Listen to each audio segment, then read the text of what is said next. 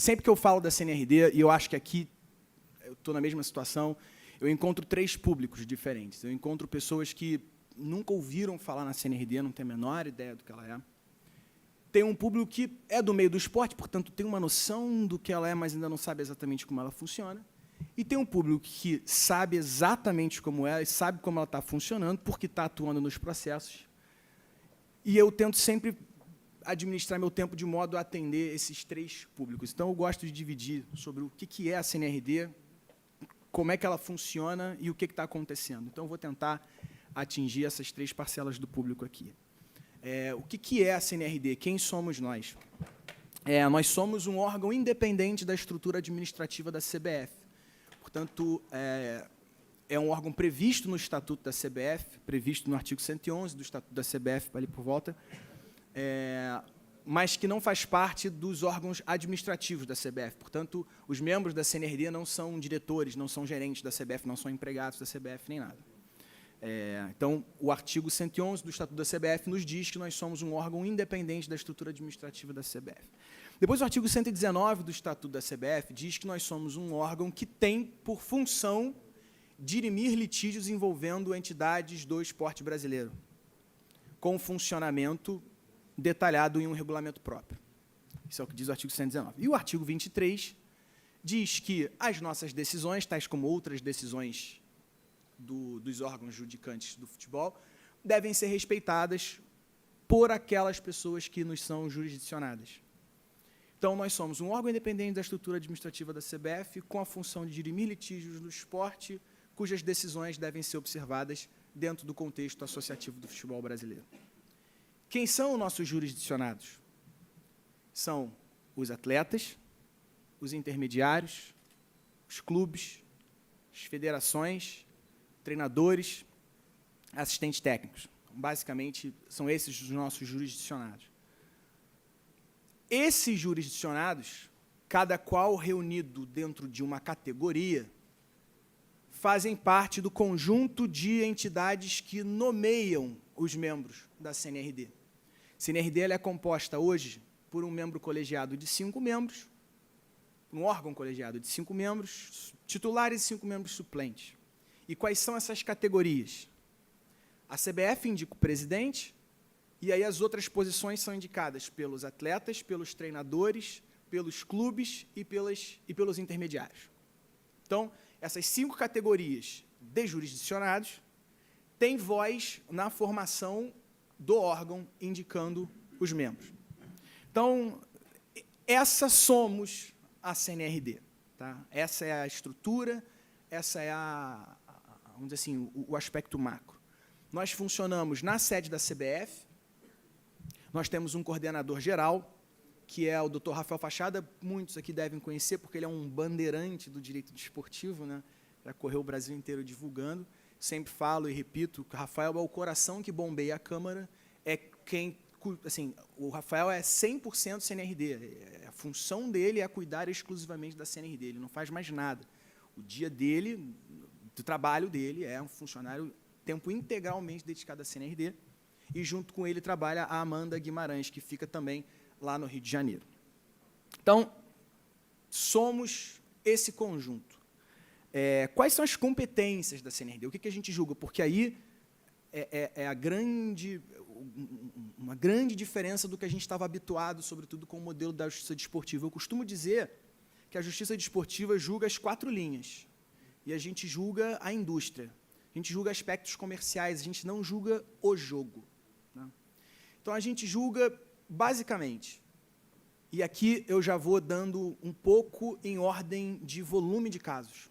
Agora eu já começo a mandar as mensagens para o pessoal de terno do lado de cá.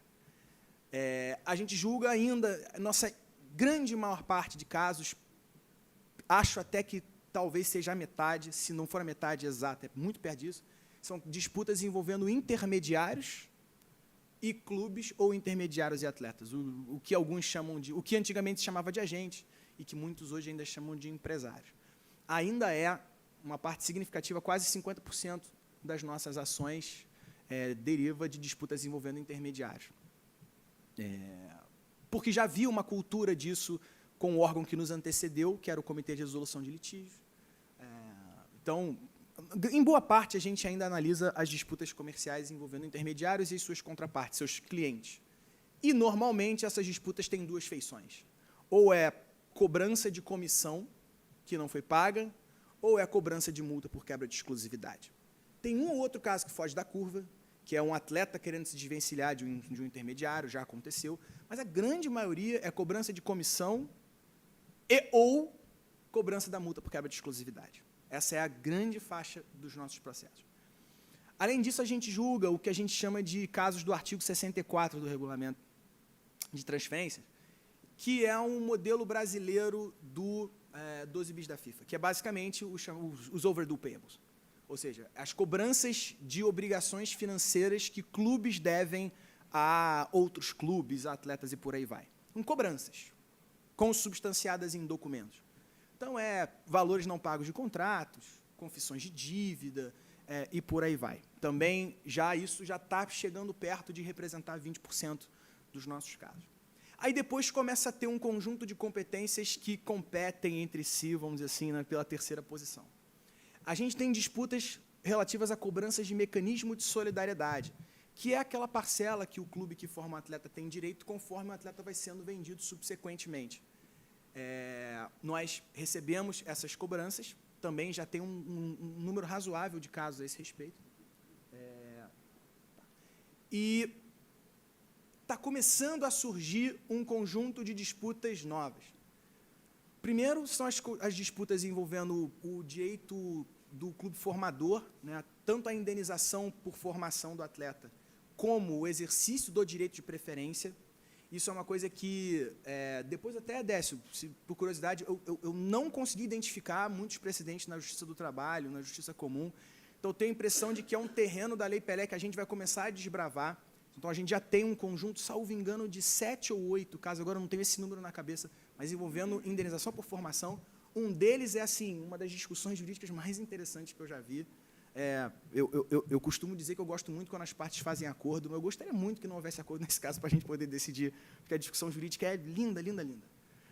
Mas então a gente tem essas disputas, e aí tem, por sua vez, os casos em que a gente meio que regula o mercado, que são os casos que vêm da DRT, as denúncias que vêm da DRT, que é a Diretoria de Registro e Transferência da CBF, quando se está em discussão uma violação ao regulamento de transferências ou ao regulamento de intermediários. Então, quando aquilo que foi discutido no painel anterior, quando há uma discussão sobre o descumprimento de uma regra na transferência, o descumprimento na maneira como o intermediário lida com o seu cliente, essa violação pode ser analisada pela gente, onde a gente cumpre uma função, de certa forma, regulatória.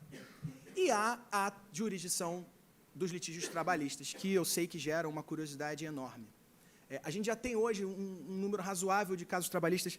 Eu vou checar aqui o número exato, porque eu sei que alguém vai querer, eu não peguei o número trabalhista exato, mas eu vou ver e ao longo da conversa eu trago para vocês o número. Mas a gente já tem algumas dezenas, isso eu posso já dizer, de casos trabalhistas, com uma peculiaridade importantíssima. Nós só podemos avaliar uma disputa trabalhista se houver como um acordo entre as partes. Tá? E o que mais me surpreendeu é que, ao longo do desenvolvimento da Câmara, o que mais me diziam era que ninguém ia topar a competência trabalhista, porque os atletas, sobretudo, teriam a preocupação de que, na Justiça do Trabalho, provavelmente as questões de mérito, eles teriam uma condição melhor de vencer. E o que nos foi surpreendente é que, basicamente, são os atletas que estão nos procurando. Inclusive, atletas com contratos que não contam com cláusula compromissória, elegendo a CNRD para dirimir essas disputas. Isso nos surpreendeu e nos fez refletir. Bom, por que o atleta está escolhendo a CNRD? Eu gosto de pensar, em parte, por uma confiança no serviço que a gente está prestando nas outras competências e, sobretudo, porque a CNRD tem aquele plus, que é a sanção esportiva. A partir do momento que a CNRD chega a uma decisão, sendo ela confirmada ou reformada pelo CBMA, a partir dali tem-se uma decisão que o Estatuto da CBF dá uma força obrigatória e cujo descumprimento suscita a aplicação de sanções disciplinares. Tal como há na FIFA, tem o DRC e tem o Comitê Disciplinar, a CNRD cumpre as duas funções. Ela, ao mesmo tempo, julga a disputa comercial e julga o descumprimento da decisão que emite. E, a partir do momento que você tem a sanção desportiva, talvez exista uma percepção de que o devedor não vai querer correr o risco de sofrer uma sanção desportiva. Falta tempo. Está quase acabando. Então, como a gente certamente vai voltar ao longo do debate, esses números eu já quero deixar aqui. Como é que estão os principais números que a gente tem? A gente recebeu, desde outubro de 2016 até hoje, talvez já não seja mais hoje, porque o fluxo de casos é tão grande que eu ainda não recebi o balanço dessa semana, mas eu tenho o balanço da semana passada, e no balanço da semana passada a gente recebeu 222 casos, entre outubro de 2016 e a semana passada, já em novembro de 2018. Os últimos meses, a curva ela não para de subir. A gente recebeu em outubro 20 casos. A gente praticamente recebeu um caso por dia útil em outubro. Em novembro, a gente está chegando perto de uma média bastante parecida. Quando a gente olha o Poder Judiciário, isso não é nada. Mas quando a gente olha a realidade da arbitragem comercial brasileira, isso é muita coisa. A principal Câmara de Arbitragem Comercial do Brasil, que é a Câmara de Arbitragem e Mediação da Câmara de Comércio Brasil-Canadá, ela recebe, em média, 100 e poucos processos por ano. Esse ano, a CNRD já recebeu 137. Então, a gente conseguiu, em 2 anos, chegar perto do número de casos que as câmaras mais consolidadas do Brasil já tinham. E, desses casos, a gente tem uma média altíssima de casos encerrados por acordo, mais de 60 encerrados por acordo, mais de 40 sentenças emitidas, mais de 17 decisões em medidas de urgência. Esse é, basicamente, um grande retrato do que a gente tem.